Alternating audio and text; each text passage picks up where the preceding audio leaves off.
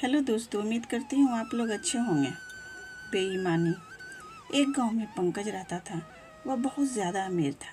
उसके पास बहुत सारे नौकर चाकर थे। वह अपनी ज़िंदगी बहुत ऐशो आराम से गुजार रहा था। उसे किसी भी चीज़ की कोई कमी नहीं थी, पर वह अपनी लापरवाही से अपना सारा धन दौलत खो बैठा और गरीब हो गया। गरीब हो जाने की वजह से उसके सभी रिश्तेदार और सारे गांव वाले उसका मजाक उड़ाने लगे।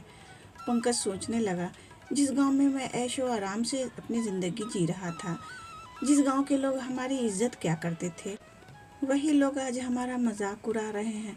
कल तक जो रिश्तेदार हमारे लिए अपनी जान की बाजी लगाने की बातें क्या करते थे, वे लोग भी आज हमारा मजाक उड़ाने में कोई कसर नहीं छोड़ते हैं।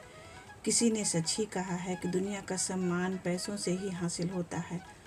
पंकज ने सोचा, क्यों न शहर जाकर पैसे कमाया जाए, लेकिन शहर जाने के लिए उसके पास एक भी रुपया नहीं था कि वह शहर जा सके। वह बहुत उदास हो गया। फिर उसे याद आया कि उसके पूर्वजों ने एक बहुत ही कीमती सामान बनवा कर रखी हुई थी, जिसे उसने अपने पूर्वज की आखिरी निशानी समझकर बचा रखा था। पंकज ने उस आखिरी निशानी को अपने गांव के सेठ के पास गिरवी रख दिया और शहर चला गया। पंकज के शहर जाते ही उसे एक अच्छी नौकरी मिल गई और वह दिल लगाकर काम करने लगा।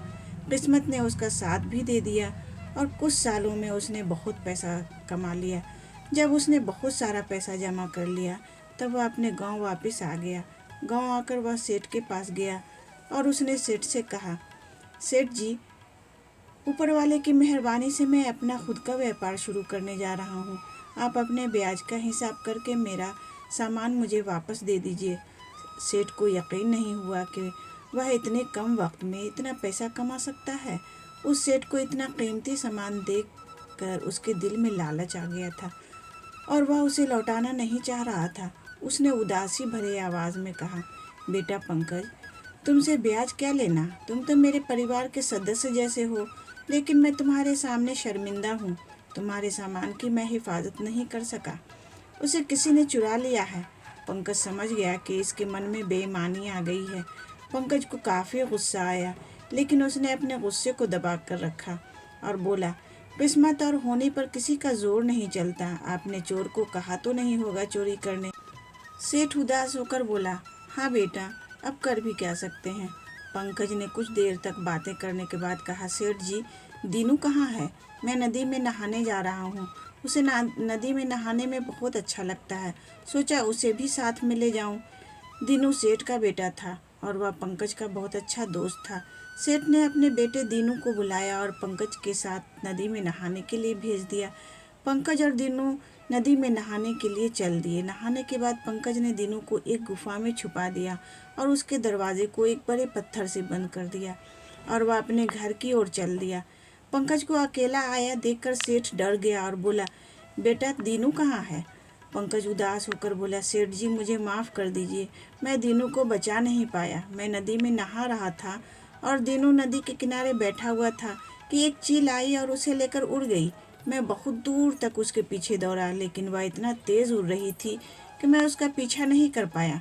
सेठ गुस्से में बोला, अरे ओ झूठे, तूने मेरे बेटे के साथ क्या किया है?